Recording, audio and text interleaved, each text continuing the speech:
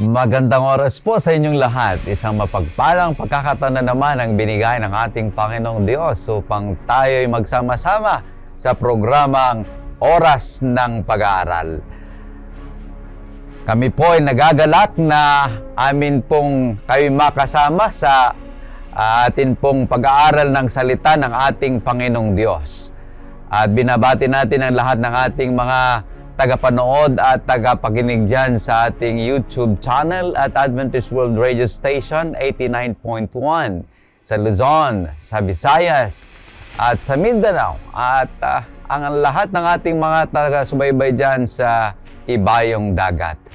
Mula sa Chicago, sa Sultan Kudarat, sa Malolos, Bulacan, sa Naik, Cavite, sa Beirut, Lebanon, sa Occidental Mindoro, sa Singan, Pangasinan, sa Prince George, British Columbia, Canada, sa Hong Kong, sa Digo City, sa Marilao, Bulacan, sa Iloilo, sa North Cotabato, sa Antique, sa Toyohashi City, Japan, sa Australia, sa San Andres, Quezon, sa Bacolod City, sa Mandaue City, sa Pennsylvania at dyan sa Puerto Princesa. Pagpalawin nawa kayo ng ating Panginoong Diyos.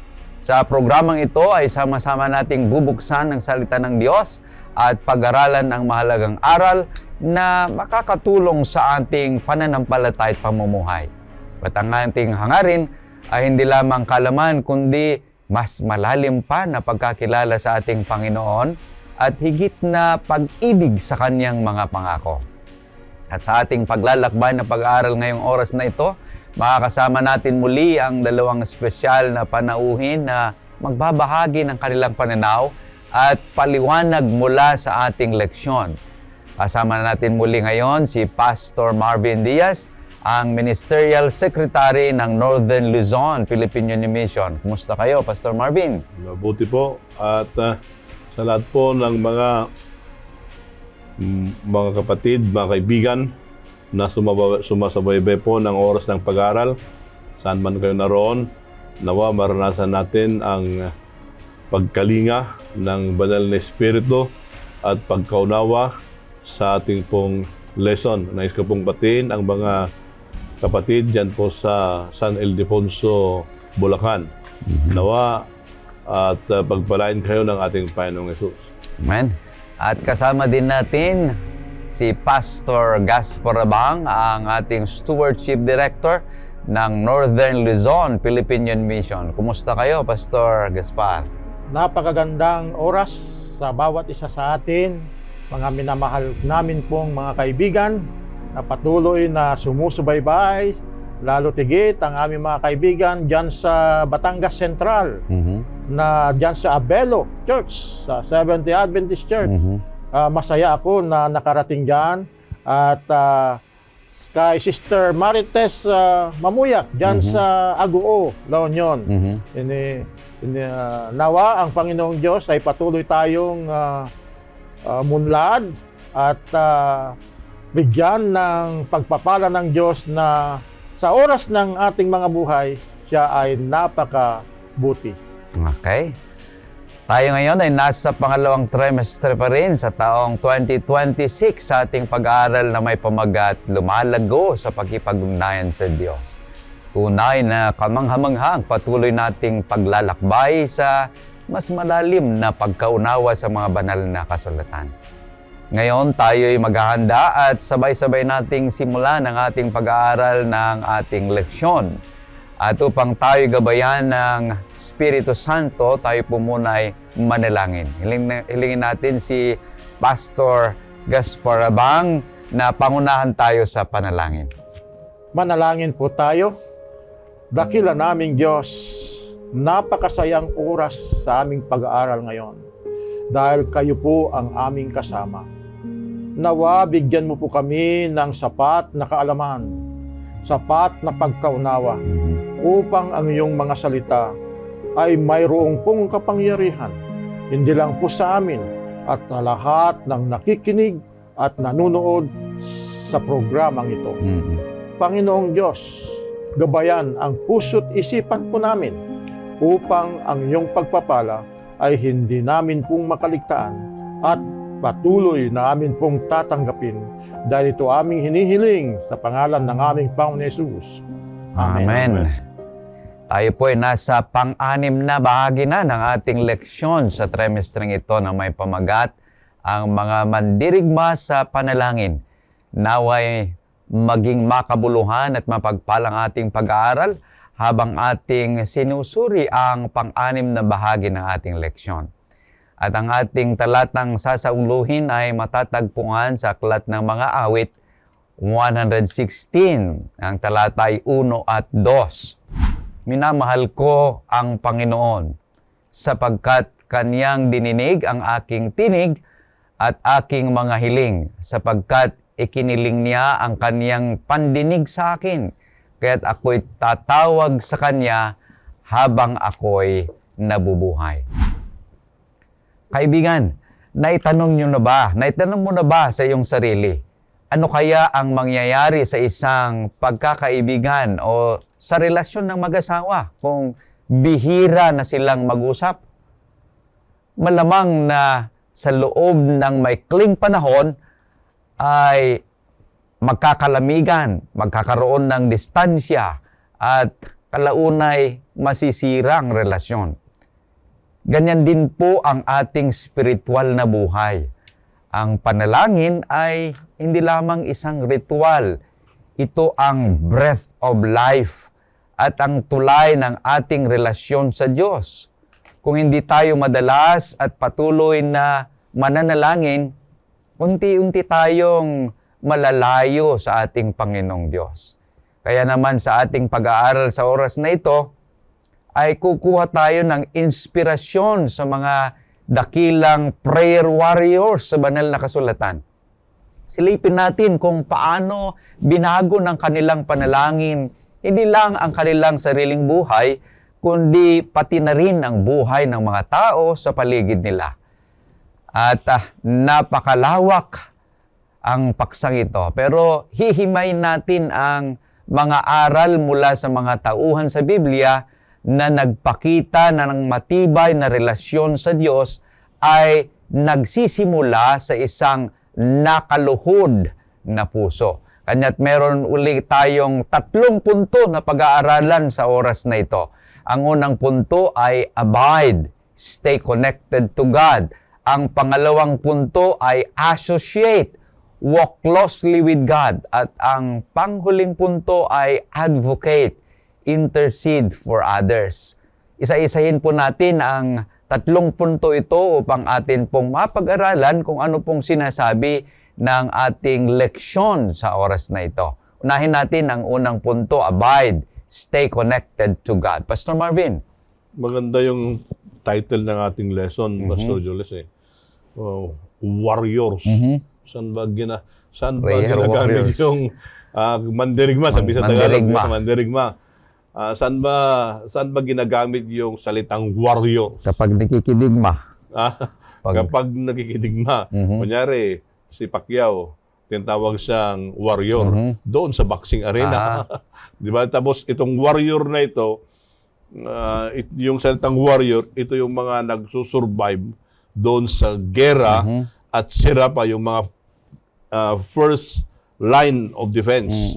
Pero ito sa atin, may prayer prayer warriors. Ito naman, yung mga Kristiyano na first line doon sa panalangin nila.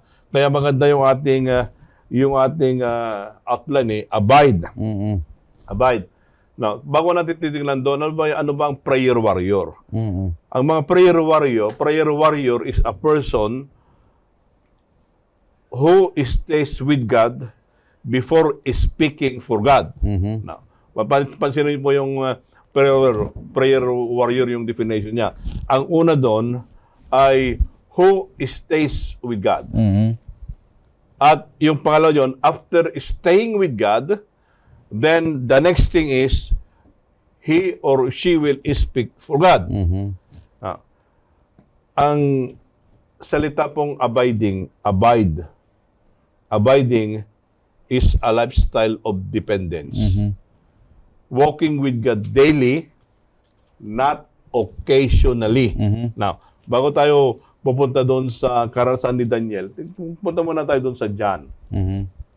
John 15:4. 1:15, ang talata ay 4. Kayo'y manatili sa akin at ako'y sa inyo, gaya ng sanga na hindi magbubunga buhat sa kanyang sarili malibang nakakabit sa puno. Gayon din naman kayo, malibang kayo'y mananatili sa akin. So, mayroon yung salda dito, ito ay yung agricultural analogy, yung vine. So, ang sabi ng Panginoon, abide in me and I Inyo. in you. So, ibig pong sabihin yun ay stay connected. Now, punta tayo dun sa karanasan ni Daniel. Paano siya nag-abide? Doon sa Daniel 6 verse 10. Yan. Ito po ay, kasi kanina, pag napakinggan niyo po yung introduction ni Pastor Jules, ay titignan natin yung mga tao o heroes of faith na kung saan ay kanilang in-exercise yung kanilang pananampalataya sa pamamagitan ng panalangin. Ano pong sabi Daniel 6:10, nang malaman ni Daniel na ang kasulatan ay nalagdaan na, siya'y pumasok sa kanyang bahay ng mga bintana'y bukas paharap sa Jerusalem. At siya'y nagpatuloy na lumuhod ng 3 ulit sa loob ng 1 araw na nanalangin at nagpapasalamat sa harap ng kanyang Diyos gaya ng kanyang dating ginagawa. So, pansin po natin, may decree. Ano yung decree? Ang decree nun ay doon sa karihan, pag sino man ay tumawag sa ibang Diyos maliban doon sa hari, ang decree doon ilagay doon sa lion's den. Pero natinag ba si Daniel? Hindi. Hindi siya natinag. Ito yung abiding. Yung abiding doon, ang sabi doon, alam niya na may decree, na-signan niya, pero natakot na sana siya. Pero hindi siya natakot. Ano ang kanyang ginawa? Pumunta doon sa room niya, at anong sabi doon? He knelt down in his knees 3 times a day. Occasional ba yun? Hindi. Hindi po occasional doon. Kasi doon po sa last praise, sabi doon, as was gaya ng kanyang his custom ginagawa since early days. Hindi lang yung panahon yun na may decree. Ang sabi doon, since early days, noon pa, ginagawa na yun. Hindi siya occasional, kundi consistent. Kaya, yung pong abiding in prayer is not a occasional prayer, but it should be a lifestyle that is happening consistently in the life of the believer. Kaya, mga minamahal na kapatid, yun ang kailangan. Isa pa, Pastor Jules, doon sa Jeremiah 29:12 and 13. Ito naman yung karanasan ni Jeremiah. Si Jeremiah ay nandun po sila sa captivity during this time. Pero ano ang sabi niya doon sa Jeremiah 12:13? Anong sabi niya doon? At kayo'y tatawag sa akin, at kayo'y lalapit at dadalangin sa akin, at diringgin ko kayo. Hahanapin ninyo ako at matatagpuan kapag hinanap ninyo ako ng inyong buong puso. Maganda eh. Ang sabi doon, pag hanapin nyo ako, mahanapin nyo ako sa inyong buong puso. Kaya, abiding, para masundan po ng Pastor Jules, doon sa John, we need to abide. The moment we abide, and Christ will abide in us. Then doon sa karanasan ni Daniel ay kinakailangan na yung panalangin ay consistent. Hindi siya occasional. Yan yung mga katangian ng mga prayer warriors. Doon naman kay Jeremiah, pag hanapin mo ang Panginoon, masusumpungan mo. Kaya mga kaibigan at mga kapatid,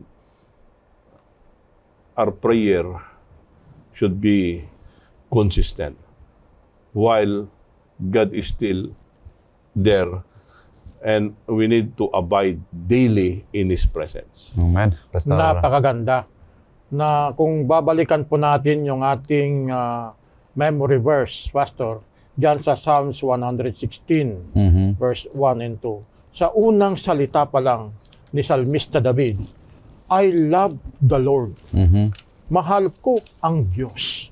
Ito yung napaka-importanteng salita para magkaroon tayo ng napakatatag, magiging prayer warrior. Kung tayo ay mahal natin ang Diyos. Ano ang mangyayari kung hindi natin mahal ang Diyos? Ibig sabihin, wala tayong kapangyarihan. Gusto kong basahin mo, Pastor Joles, dyan sa 1 Corinthians 16 verse 22, kung ang isang tao ba na hindi nagmamahal sa Diyos, ay ano po ang kanyang kalalagyan? Dahil sa unang salita dito ni Salmista David, I love the Lord. Okay, unang Korinto 16:22. Kung ang sino man ay hindi umiibig sa Panginoon, ay sumpain siya. Maranatha. Ibig sabihin, kapag hindi natin mahal ang Diyos, kaya inuuna na ng Diyos kung paano natin siya mamahalin. Bakit? Kasi doon lang tayo magkakaroon ng kapangyarihan. May kapangyarihan na mag-mediate, kapangyarihan na tayo magdala sa Kanya sa anumang bagay kung ang buhay natin ay nagpapanukala ng pagmamahal natin sa Diyos. Napakaganda dito, Pastor Joles, na sa unang salita pa lang, sinasabi niya kung paano tayo dapat magkaroon ng kapangyarihan, magkaroon ng matatag na isang sundalo ng Panginoon kapag mahal natin our chief commander, walang iba kung hindi ang ating Panginoong Diyos.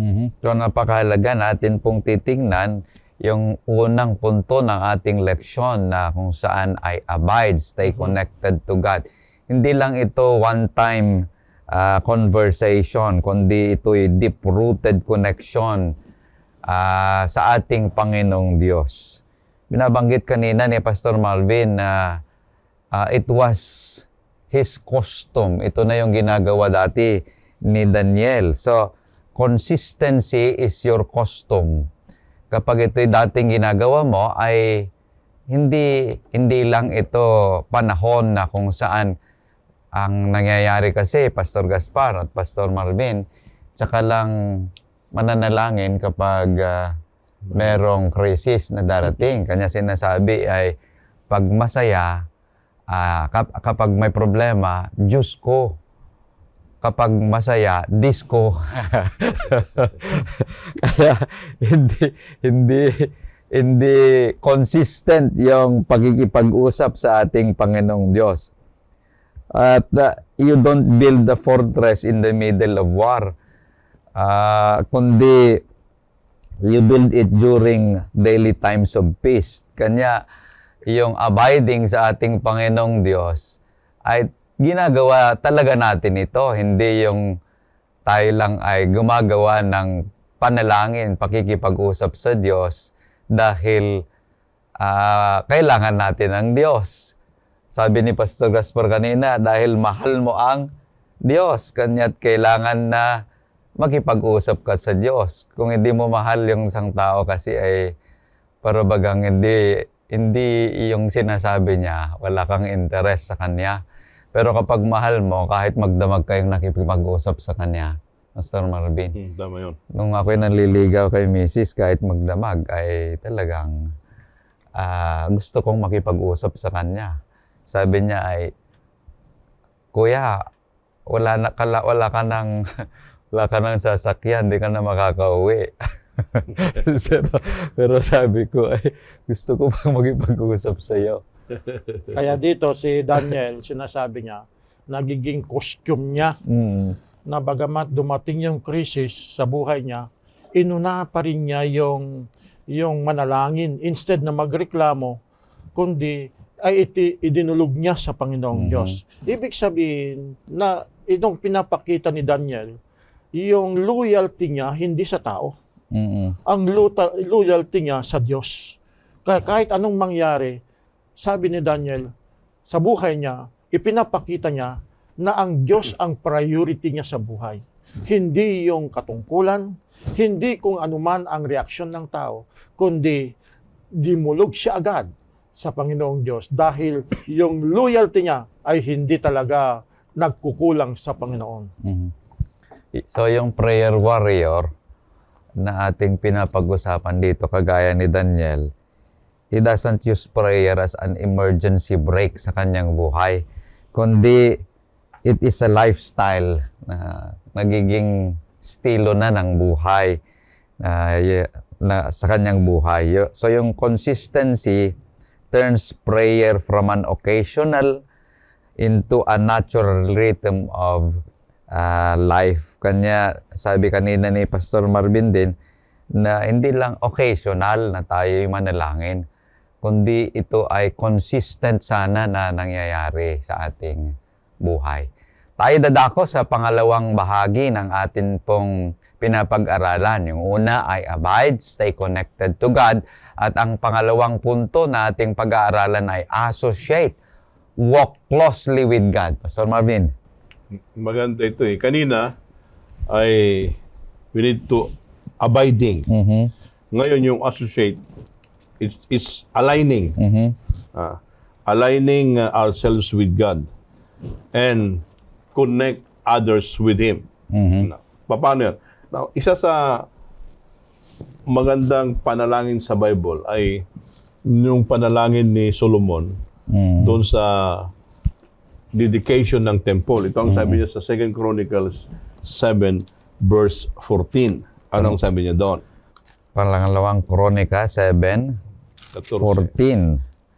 At kung ang aking bayan na tinatawag sa pamagitan ng aking pangalan ay magpakumbaba at manalangin at hanapin ako at tumalikod sa kanilang masasamang lakad, akin silang papakinggan mula sa langit at patatawarin ko ang kanilang kasalanan at pagagalingin ko ang kanilang lupain.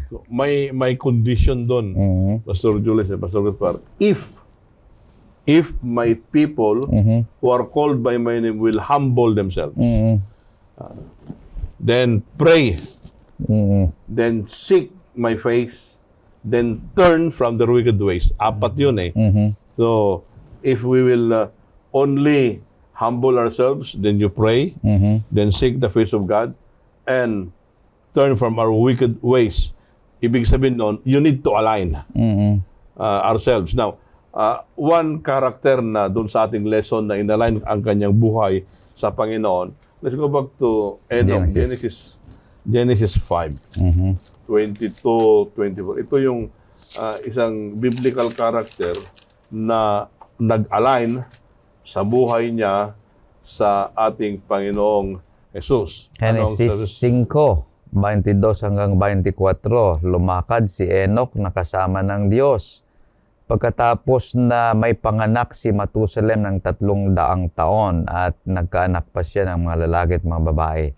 At ang lahat na naging araw ni Enoch ay 365 taon.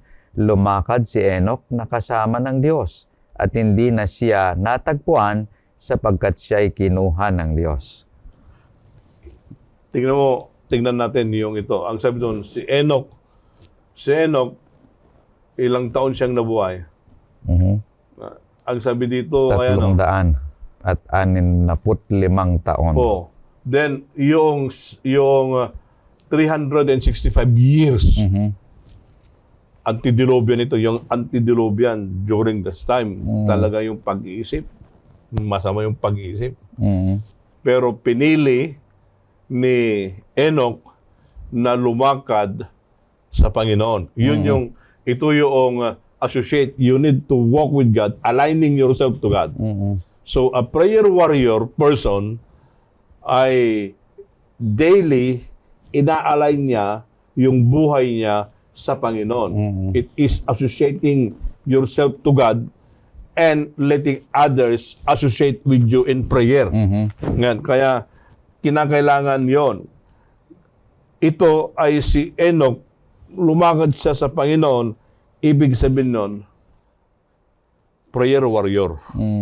In the midst of antediluvian na kasamaan, lumakad siya ayon sa kagustuhan ng ating Panginoon. Kaya, ang prayer warrior, nakikita natin dito, Pastor Julius, Pastor Gaspar, yung prayer warrior, every opportunity, every moment, yun ay, he turned it with a communion with God. Kaya, iyon yung aligning ourselves with God. At pag na-align ito, ano ang mangyayari doon sa buhay ng isang tao? Even in the conversation, yung sharing of thoughts, yung joy, yung suffering, ang priority pa rin yun is communion with God. Hindi yun siya nawawala. Kaya kinakailangan yung daily walking with God, yung associating with God, nagdi-define yun doon sa prayer experience natin sa ating Panginoon. Amen. Pastor Napakaganda yung karanasan ni Enoch. Kung paano tayo talaga magiging prayer warrior. Ibig sabihin si Enoch, kilala niya ang Diyos sa buhay niya. Hindi lang niya kilala, nasaksihan niya kung gaano kabuti ang Diyos. Kung gaano yung kapangyarihan ng Diyos sa buhay niya. Kaya siya ay nanatili, siya ay nagpatuloy, siya ay lumakad kasama ng Diyos dahil nakilala niya ang Diyos. Kaya dito makikita natin na sa una kong salita kanina na kailangan natin mahalin ang Diyos. Kasi kung mahalin natin ang Diyos, ipinapakita ng Diyos kung sino din sa atin. Kaya sabi niya sa John 14 verse 21, sabi niya ng ating Panginoong Diyos, dito tinitignan natin kung mahal natin ang Diyos, ihahayag ng Diyos kung sino din sa atin. Pakibasa, Pastor, sa John 14 verse 21. Siyang meron ng aking mga utos at tinutupad ang mga iyon ay siyang nagmamahal sa akin. At ang nagmamahal sa akin ay mamahalin ng aking Ama at siya ay mamahalin ko at ihahayag ko ang aking sarili sa Kanya. Doon pala natin masusumpungan na kapag tayo ay lumalakad kasama ang Diyos, lumalakad din tayo na may pagsunod. At kung lumalakad tayo na may pagsunod, nadidevelop din natin yung relasyon, yung communication natin sa Diyos. At sabi niya dito, napakaliwanag, ihahayag niya yung kapangyarihan niya sa atin, ihahayag niya yung buhay niya sa atin, doon tayo magkakaroon yung kapangyarihan, source, na sinasabi na we are now the prayer warrior na pinagkalooban ng Diyos ng kapangyarihan. Napakaganda, Pastor Joles, dahil si Enoch naghahayag sa atin na mayroon pong apat na nakita ko sa leksyon natin kung paano siya lumakad sa Diyos. Una, meron siyang sinasabi nating daily communion, regular prayer. May kalawa, obedient living, aligning life with God's commandments. Ikatlo, spiritual consistency. Hindi ito napuputol, kundi ito'y nagpapatuloy. Faithfulness sa kanyang pagtatapat sa lahat ng circumstances sa buhay. And ikaapat, the character transformation. Ito yung nakikita ko na kung bakit si Enoch sinasabi niya na siya ay lumakad sa Diyos na nagbibigay din sa atin ng inspirasyon. Amen. Itong walking na sinasabi natin na karanasan ni Enoch, Pastor Gaspar, Pastor Marvin, ay sinasabi niya na it implies movement, it implies progress, it implies companionship. It means you don't have to stop your day to find God, but you bring God into your day. Pero ito yung iniisip ko kung minsan, kasi sabi, you can pray while you are at work, you can pray while you are traveling, while doing the household chores. Pero napakahirap naman ito. Hindi ko may concentrate kung minsan kung ganon yung nangyayari eh. Tinatry ko kaninang umaga habang ako'y naggagayak ng mga mga lulutuin na manalangin. Parang mahirap na manalangin na gano'n. Ang point doon ay yung awareness. Is the practice of awareness of the presence of God. Okay. Kaya whatever situation na nandun tayo, yung bang aware ka doon sa presensya ng Panginoon. Kaya yung sabi doon kay Paul, doon sa Thessalonica na pray without ceasing. Ibig sabihin noon ay aware tayo doon sa presensya ng Panginoon. Saan man tayo dako, ano man ang ginagawa natin, at least we prioritize yung presensya ng Panginoon. Para sa ganun na yung walking, yung walking ay talagang hindi ka madadapa. Kaya ang sabi dito tingnan natin sa Philippians 4:6 and 7.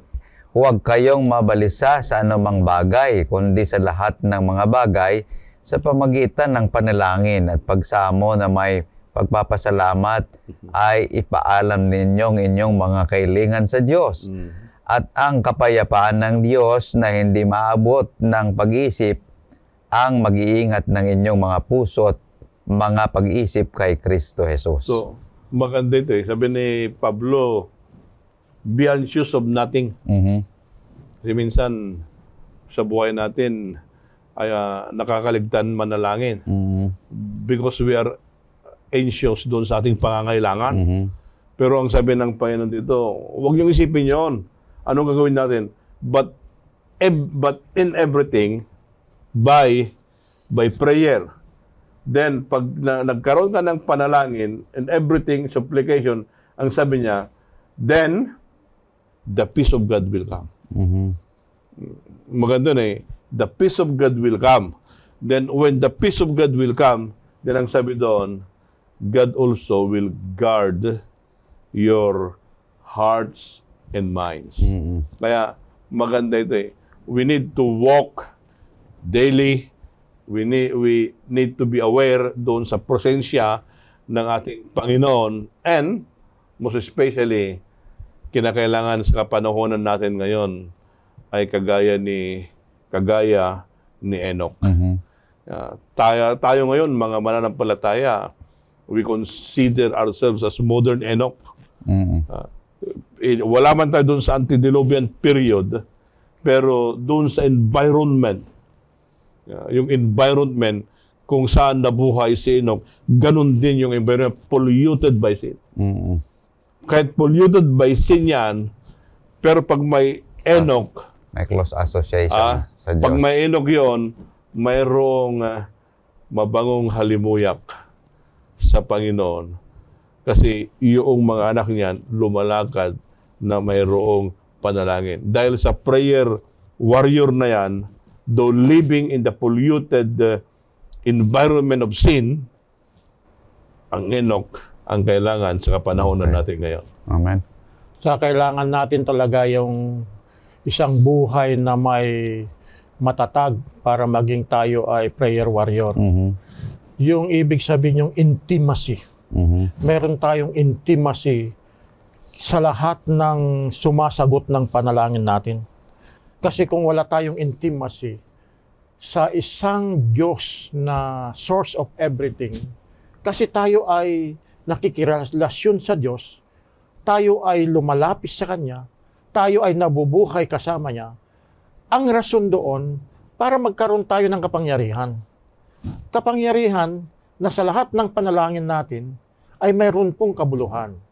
Kaya napakaganda tong leksyon natin ngayon dahil dinedevelop ang buhay natin dahil sa pagpraprocess ng buhay natin sa araw-araw na ipapaalala sa atin na kailangan natin ng magandang relasyon. Napaalala natin na kailangan natin ang Diyos sa buhay natin upang makaranas ng mga karanasan na hindi pwedeng ibigay ng iba, kundi karanasan sa ating Panginoong Diyos.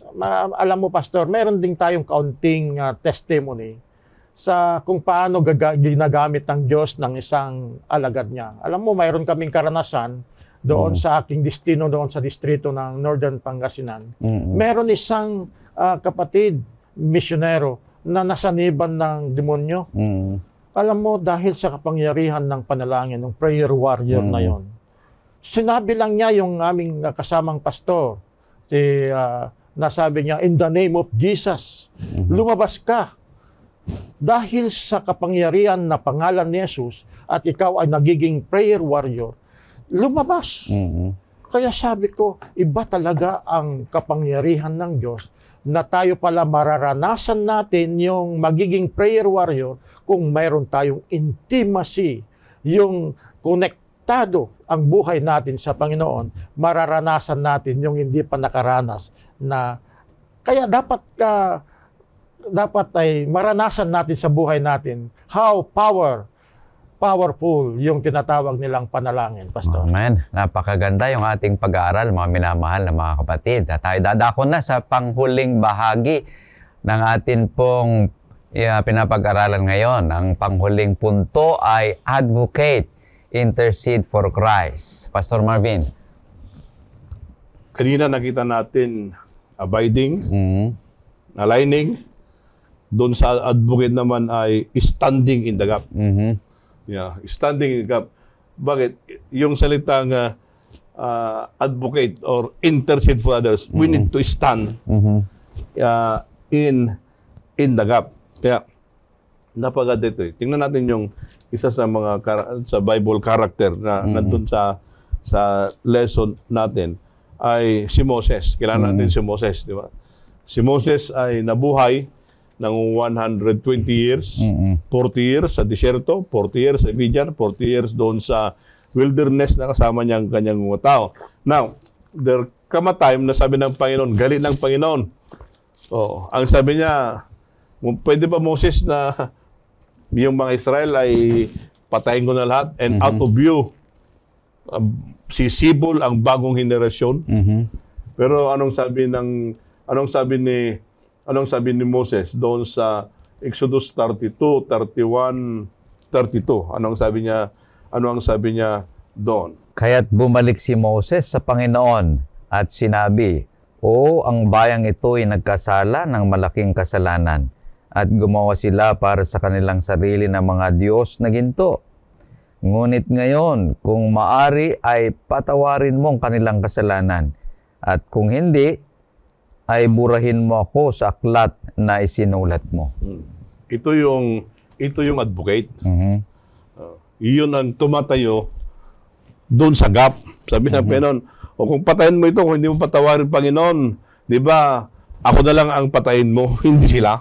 Yun yung advocate. Now, doon sa prayer warrior, bakit mahalaga itong advocate? Yung advocate ay ito yung tinatawag na interceding. Kaya mayroon tayong tinatawag na intercessory prayer. Now, ipinapanalangin mo yung isang tao, kunyari, ikaw, Pastor Julius, ipinapanalangin ko without your knowledge, interceding in prayer. Yan yung isa sa mga karakter ng prayer warrior.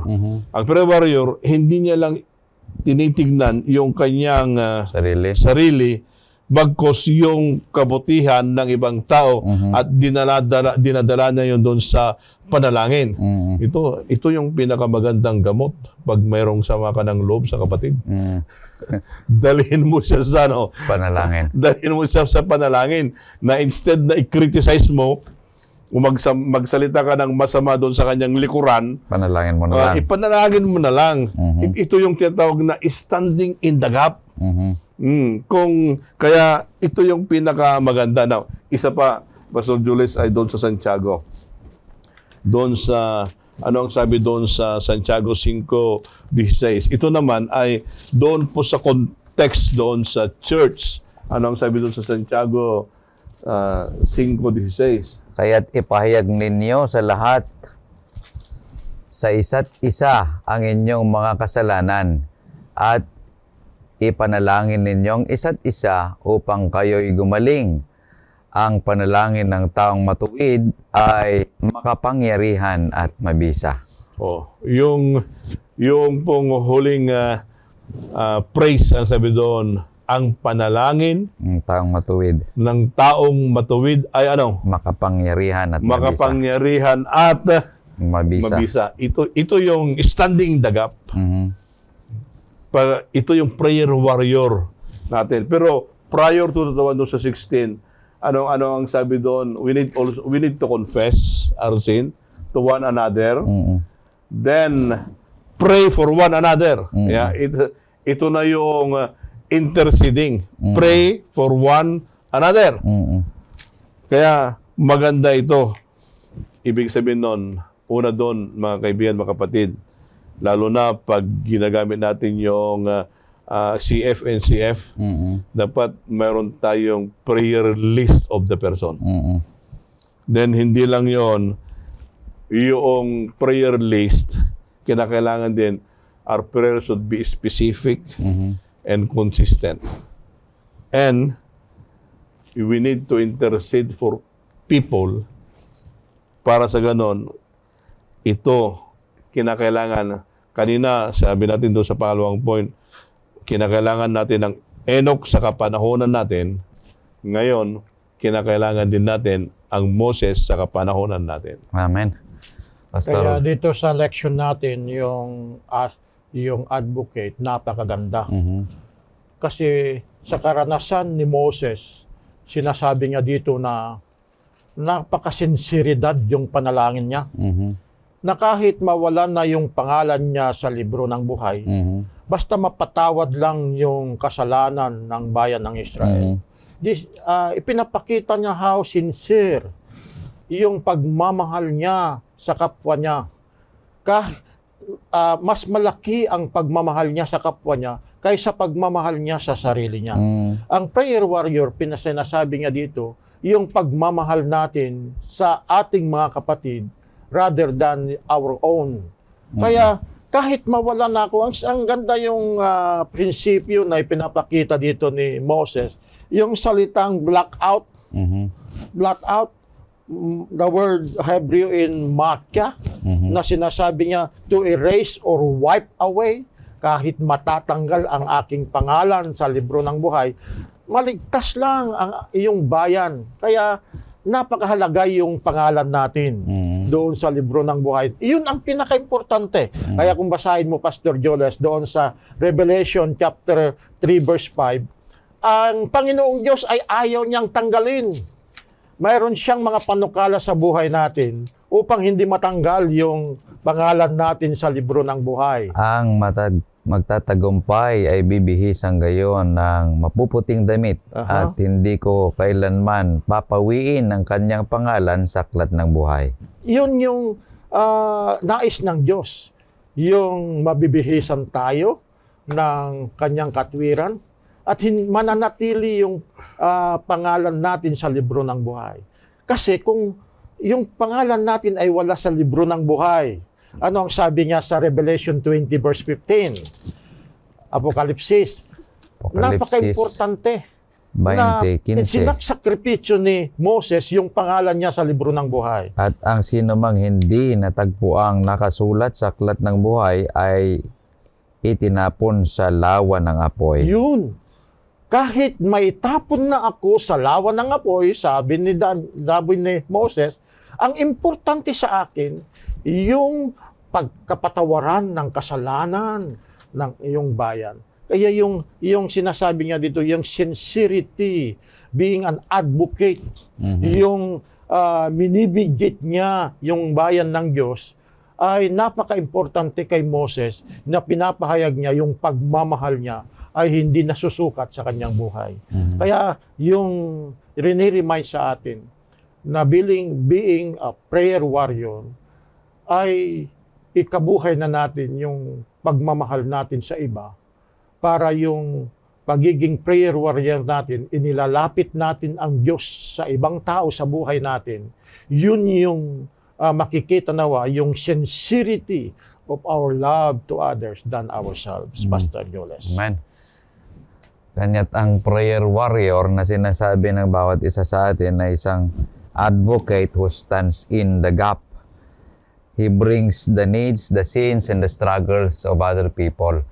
Hindi lamang yung sarili, Pero yun yung karamihan kasi na nangyayari pag tayo nananalangin, yung ating sarili, tapos yung pamilya. Bihira na tayo nananalangin na pinapanalangin natin yung iba. Pinapanalangin natin yung ating mga kaaway. Yung prayer natin ay para lamang sa ating pansarili. Ngunit dito ay tinatawagan tayo to make intercession with other people na kagaya ni Moses na ating pong napag-aralan. So when you shift your focus from me to them, you participate in God's work. Hindi lamang kasi yung ating sarili, kundi tayo nabubuhay sa mundong ito para to intercede with other people. Kaya yung intercessory prayer, Pastor Jules, ito ay actually love in action. Bakit love in action ito? Kasi yun, kunyari, pinapanalangin mo, someone hurt you, sumama yung loob mo, ipinapanalangin mo siya. So that's love in action. Then, yun din ay nakakatanggal yung sama ng loob, kaya sabi ng Bible, love your enemy. It's really love, it's really hard, mahirap na mahalin mo yung kalaban mo, ngunit pag you stand in the gap, ipanalangin mo siya, then little by little, the hurt feelings will be gone. Yeah, kaya hindi lang yon, baka mayroon kang tao na hindi mapatawad. O na sasabihin mo, yung ginawa mo, hindi ko makakalimutan. kaya kinakailangan yon na how do you stand in the gap? Then bring that into the intercessory prayer. Nasabi mo, Panginoon, masamang loob ko kaya ganito, hindi ko siya mapatawad, Panginoon. Pero sa iyo ko sasabihin. Then little by little, meron akong nabasa na libro na if you mention the hurt feelings and verbalize it to God, nawawala yon. Little by little, nawawala yon. Then, until na hindi yung ginawa niya sa'yo, hindi mo siya makalimutan. But when the hurt feelings ay wala na doon, then that's the time. Yun yung tatawag na standing in the gap. Kaya kinakailangan din yun yung tayo ay advocate. Yung advocate ay yun ay mediator mediator, standing in the gap. Kaya bilang isang prayer warrior na pinag-aralan natin sa ating lesson, kinakailangan yun na our prayer should be consistent. Then we have a prayer life with God. We need to abide with God. And we need to stand in the gap. Whatever the circumstance. Minsan kasi very selective tayo Ang ipinapanalangin mo lang yung kaibigan mo.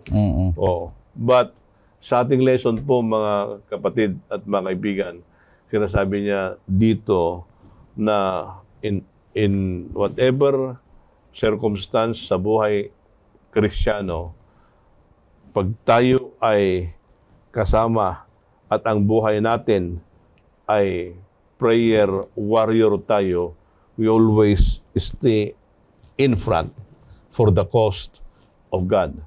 At yung strength na yon, yung kalakasan na yon, hindi po galing sa atin. Ang kalakasan na yon, galing sa Panginoon. At nagdedepende yon yung connectivity natin sa Panginoon araw-araw through our prayer experience with Him. Amen. Kaya nga ang pagiging prayer warrior natin, sinasabi nga dito na a prayer warrior intercede and calls on God boldly. Dapat ikabuhay natin yung matatag na kapag tayo ay nagiging prayer warrior, tayo ay tumatawag sa Diyos na may lakas, tumatawag tayo sa parang mayroon tayong yung salita na yung matapang na tumawag sa Diyos. Ito ba yan nagmo-motivate sa atin? Na yung espiritu kagaya ni King David na sabi niya, I will call upon Him as long as I live. Parang nagiging buhay na niya, the breath of the life of the prayer warrior ay laging tumatawag sa Diyos.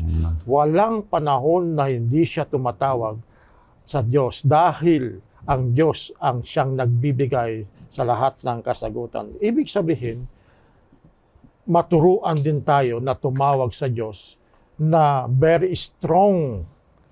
Hindi lang yung passing, hindi lang yung parang tumawag tayo, kundi mayroon tayong lakas ng loob para tayo ay mamuhay na prayer warrior. Amen. So mga kaibigan, is there someone in your life right now who is standing in the gap? Someone who is struggling? Iyong isang tao na nakakasakit sa iyo, whom you can commit, na kung saan ay magiging advocate ka to intercede sa Kanya. Gawin mo na at hindi pa huli ang panahon. Napakagandang ating pag-aaral sa oras na ito, mga kaibigan. Ating nakita ng isang prayer warrior is he is abiding in Christ, stay connected to God. Pangalawa, he associate with God. There is a close walking with God. And yung panghuli ay he's standing in the gap. He's interceding for others. Nagiging advocate ang isang prayer warrior. So, sana ay ang ating naging pag-aaral, naging pagpapala sa bawat isa sa atin, mga minamahal na mga kapatid. At sa oras na ito, aming dalangin na kayo po ay palaging pinagpapala ng ating Panginoong Diyos. Bago tayo magtapos, ay makakakinig muna tayo ng isang awitin at pagkatapos nito ay mapapakinggan natin si Pastor Marvin na siya ang manguna sa ating panghuling panalangin.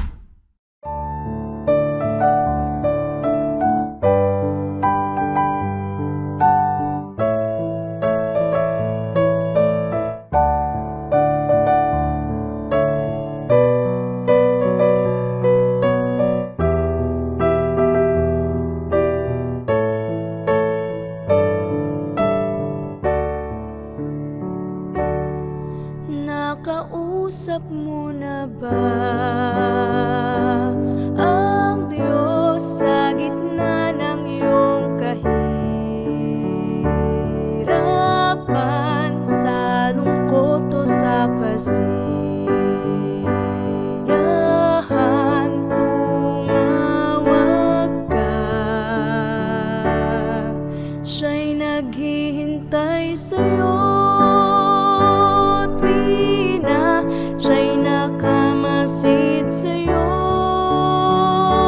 tuwi na siya'y nakikinig sa'yo, tuwi na tumawag ka. Siya'y nasa mga kabundukan, sa dagat o sa sa silido sa karamihan. Tumawag ka, ang takot mo'y papawiin niya, ang luha mo'y papahirin niya. Siya'y sabik na kausap,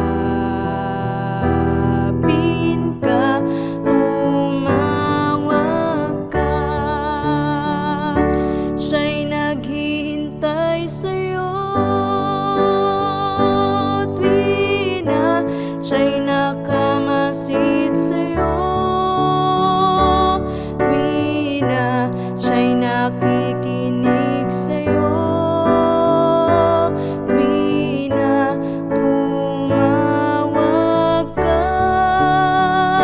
Siya'y nasa mga kagubatan, sa bundok o sa kapatagan,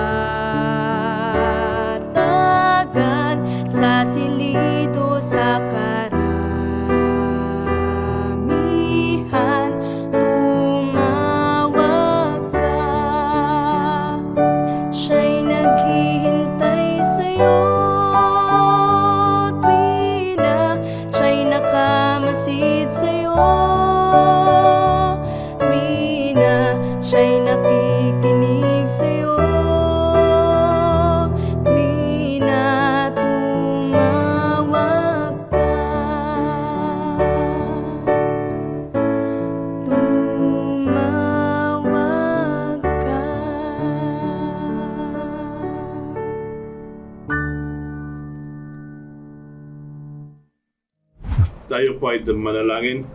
Dakilang Diyos, maraming pong salamat dahil sa pribilehyo ng panalangin.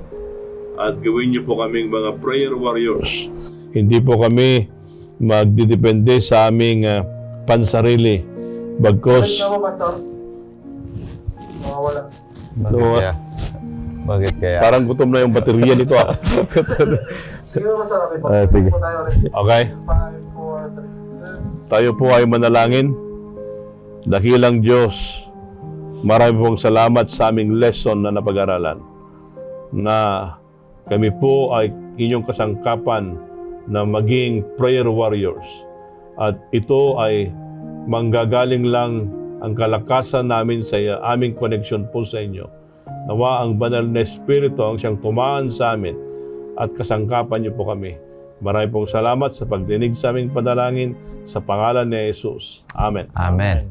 Kaibigan, muli ay hinihikayat ka namin sa susunod na edisyon ng ating programang Oras ng Pag-aaral.